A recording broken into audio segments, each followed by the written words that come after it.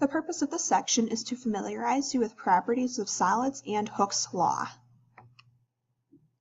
First, let's talk about matter. Matter exists in three states: solids, liquids, and gases. Solids have a definite shape and a definite volume. Liquids have a definite volume, but they take the shape of their container. Gases take the shape of their container and have the same volume as their container. In this section, we are going to focus on solids. Now, let's list the 7 properties of solids that we will discuss in this section.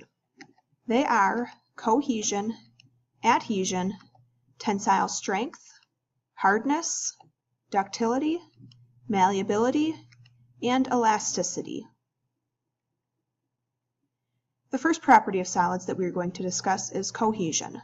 Cohesion is the force of attraction between like molecules. The cohesive forces hold the closely packed molecules of a solid together and keep its shape and volume from being easily changed. Cohesion can be demonstrated by grinding and polishing surfaces of two like solids and sliding them together. It can be very difficult to pull these two surfaces apart. An example of this would be two pieces of glass. If you slide them together, they can be very difficult to pull apart. The next property we're going to talk about is adhesion. Adhesion is the force of attraction between different or unlike molecules.